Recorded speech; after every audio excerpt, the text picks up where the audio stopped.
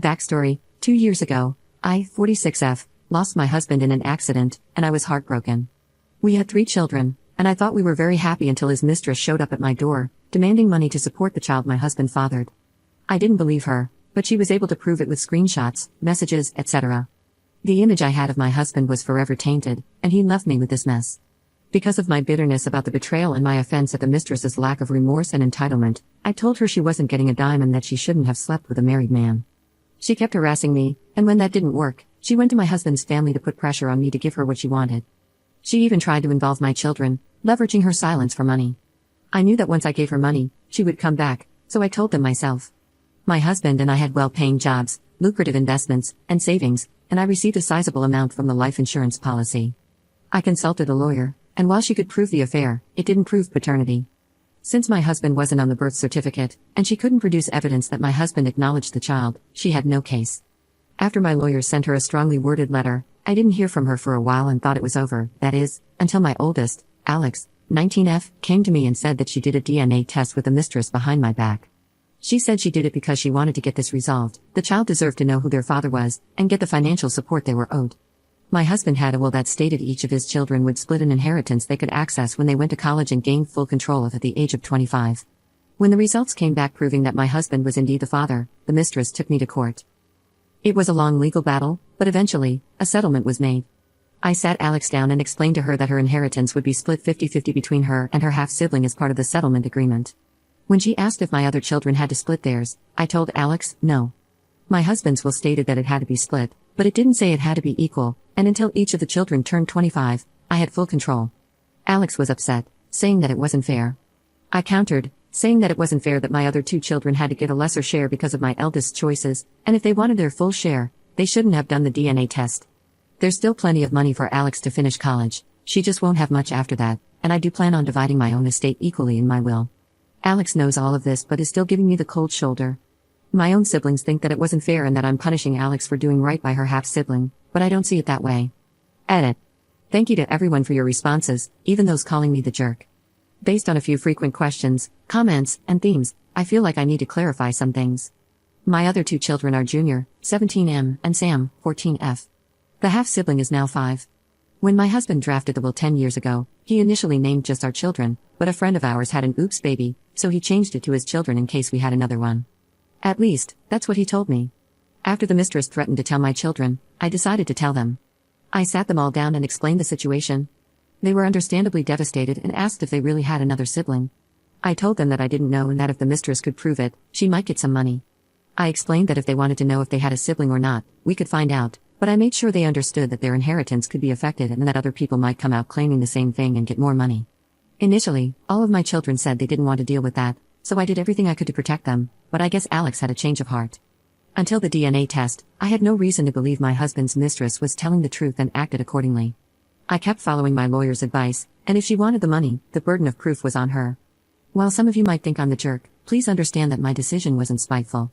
If I really wanted to punish Alex, I would just tell her she wasn't getting any more money since she already used some of it for her first year of college, so the guidelines of the will were technically already met. I still plan on leaving them an equal share of inheritance from my estate too. Update 1.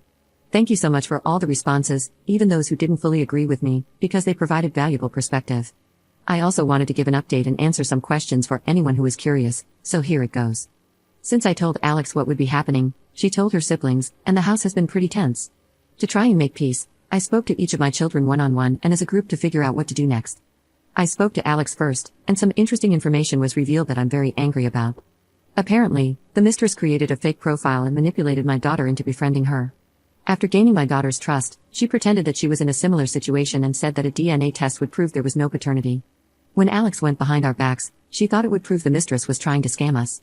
My son Junior, 17M, is furious that Alex went behind our backs and doesn't care why she did it. He blames her for them being stuck with a half-sibling he doesn't want. My daughter, Sam, 14F, said she wishes she never knew the truth and is deeply upset. I asked my children if, now that they know the truth, they would want a relationship with their half-sibling.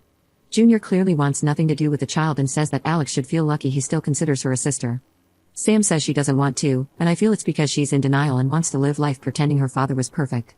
Alex admits she is curious but never wants to see or hear from the mistress again, so she doesn't think a meeting will ever be possible. I propose family therapy, and while my girls are open to it, my son says therapy is only for people who have something broken in them, and that he's not broken. He is now happy that his father is out of the picture and wants to change his last name as soon as he turns 18. I'm not going to force him, but I do hope he changes his mind one day. Edit.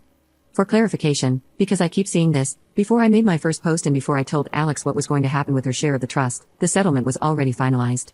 I can't do anything about Alex's portion of the inheritance going to her half-sibling anymore. Technically, I could go back and renegotiate the terms of the settlement, but the mistress could try to come back for more money. Initially, she wanted the entire life insurance policy, 50% of the trust for just her child, and 50% of my husband's savings. Her argument was that since I was still working and had a high-paying job, my children and I didn't need the money and she was a struggling single mother. I'm honestly getting exhausted with everything to do with that woman and don't want to spend more on legal fees. I have not, now nor have I ever, blamed Alex for her father cheating on me. That is ridiculous, and I don't know how people are coming to that conclusion, especially when I never said that it was her fault. Sister's POV plus context. I, 14F, lost my dad in an accident almost 3 years ago, and I was so upset. 1 minute he was there, and then my mom and grandparents sat me, my sister, 19F, and my brother, 17M, down to say that he was in the hospital. 3 days later, he was gone. I loved my dad so much, and while I knew he wasn't perfect, I still thought he was a great man. Then one day, my mom, 46F, sat me and my siblings down again and told us that a woman was going around claiming that her child was also dad's. The child is younger than me, which meant my father cheated. We were all very upset and refused to believe that our dad would be so horrible. The only reason my mom was telling us was because the woman threatened to if she wasn't given money to go away. From that day forward, I knew I would hate her for the rest of my life because we were starting to get used to my dad not being around, and she shoved her greedy hands into our family. My mom offered to do a DNA test to prove if this child was really our half-sibling, and my siblings and I all said no. It was a stressful battle for my mom, but she fought for us, and eventually, the woman went away. Then my sister decided to do the DNA test behind our backs and proved my dad wasn't a good person. I don't know if I can ever forgive my sister for doing that to me. My sister is upset that my brother and I don't support her decision, but I don't see why I should. I wanted this woman to go away forever, but now that there's undeniable proof that she had my dad's last child, unless there's another baby out there somewhere, my paternal grandparents want a relationship, and they want me to just accept it and be a big sister. I don't want to. My brother is extremely against this and wants to legally change his name when he turns 18. I'm honestly thinking of changing my surname too because my paternal family is starting to be really awful to my mom. My grandma is acting like having this child around is a blessing, and it's incredibly insulting to my mom, but I guess her feelings don't matter to them anymore. For Christmas, my paternal side wants us all to do a Zoom meeting so we can officially meet my dad's other child, give them presents, and tell them we can't wait to see them in person. I don't want to do that. I don't want to see my dad's mistress. I don't want to pretend that I have good feelings towards this kid. I don't know them and don't care to know them. Their existence is just a painful reminder of the awful thing my dad did, how little he cared about my mom, and how easily replaceable I am as the baby of the family. My paternal aunts know that this situation isn't ideal but think that I'm being selfish and need to learn to get past what's happened, but I don't see why I should.